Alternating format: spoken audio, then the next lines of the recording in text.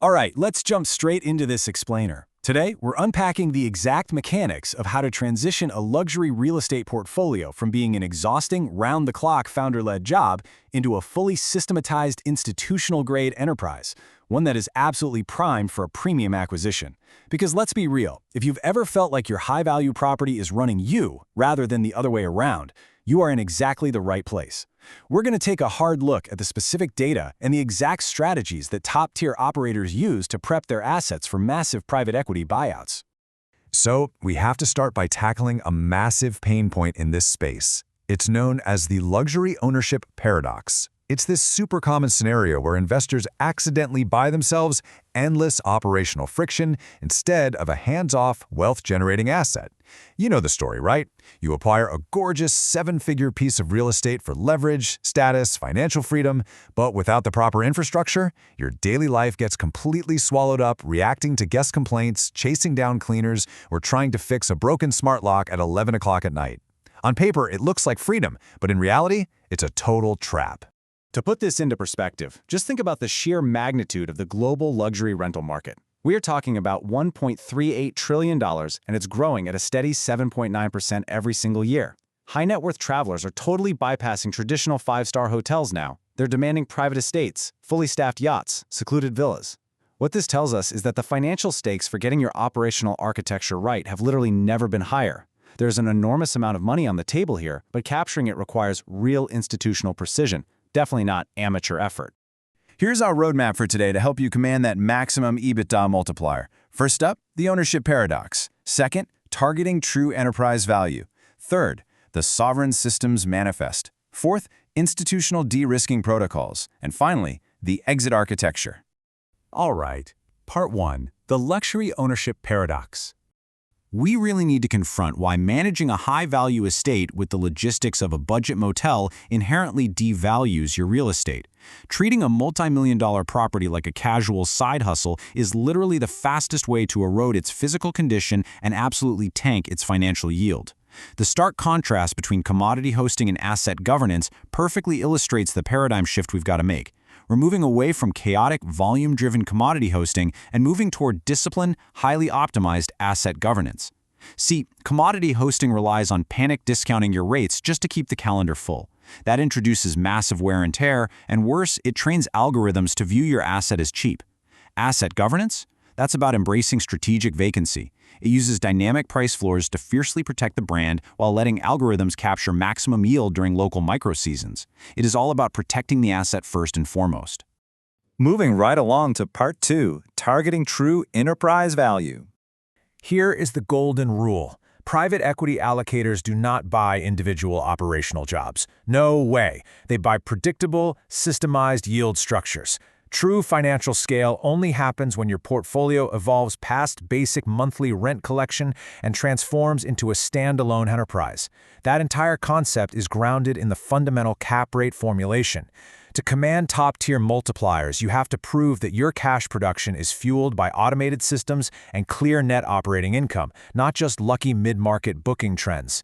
Your property's value, the V in that classic equation, is directly tied to your NOI, your net operating income. If your NOI is just a messy reflection of your own unpaid personal labor and wild discount swings, institutional buyers are going to heavily discount your valuation. You've got to prove your yield comes from systematized dynamic price floors. And to achieve that perfectly clean NOI, you have to structurally divorce the asset from your personal, daily labor. That is what guarantees a flawless ownership transfer. Isolating property-specific revenues from your personal checking account is absolutely non-negotiable. You need crisp, audited, trailing 12-month statements that focus exclusively on net operating income. By locking your management contracts, your asset deeds, and your digital profiles inside discrete corporate entity layers, you guarantee that when a private equity buyer swoops in, ownership transfers instantly. No hiccups, no interrupted revenue velocity. Which brings us to Part 3, the Sovereign Systems Manifest. This is where we get into the actual mechanics of achieving true operational invisibility. And trust me, that invisibility is the primary asset an institutional buyer is looking for during an acquisition. An undocumented operation, that has absolutely zero terminal enterprise value. But a fully systematized, manual-backed infrastructure layer, that commands a massive premium. Building this takes a strict, 3-step sovereign systems manifest. Step 1. Map your software API interlocks. You need to document the exact technical flowcharts showing how your property management systems natively talk to each other to handle guest logistics totally hands-off. Step 2. Codify your local partner B2B agreements. Get those written contracts and MOUs with your local private chefs and maintenance crews locked in, and make sure they have transferability clauses for the new buyer. And Step 3. Standardize a photograph-verified manifest. Show buyers your historical cloud databases. Prove to them that every single room rotation uses an iPad-equipped cleaner who verifies physical assets against a 3D digital twin of the property. It completely eliminates ambiguity. Next up, Part 4, Institutional De-risking Protocols. As we move into the final phase of prep, we have to audit the active portfolio for vulnerabilities. We're building a protective moat against physical entropy here. See, private equity allocators pay peak pricing for assets that have built-in protections against both physical decay and legal friction. Which brings us to my favorite concept, the famous squirrel paradox. This perfectly captures the limits of software and the totally unavoidable friction of physical reality that your setup has to overcome. You can have the most sophisticated tech stack on Earth. A gorgeous cloud dashboard with bright green icons for your smart thermostat. But outside, in the messy analog world, a squirrel decides to pack 400 walnuts into your external exhaust vent. Software cannot fix physical reality. At a certain point, you absolutely need a highly efficient local team with a ladder to deal with it. So, how do we solve that physical entropy? By setting up an invisible moat grid of non-invasive IoT sensors. These little guys automatically catch a half-degree temperature creep, proving to buyers that your maintenance is entirely predictive, not reactive. You're giving them documented evidence of smart decibel and environmental sensors flagging threshold breaches way before capital depreciation even happens. You also want to standardize predictive mechanical life cycles, meaning present diagnostic logs showing regular service for your high-end HVAC and pool systems. And lastly, protect your bandwidth for sovereign allocation. By proving that your fractional remote team can handle daily systems autonomously, you save your human bandwidth for when that analog friction, like our walnut-hoarding squirrel, inevitably shows up. Finally, Part 5, the final exit architecture.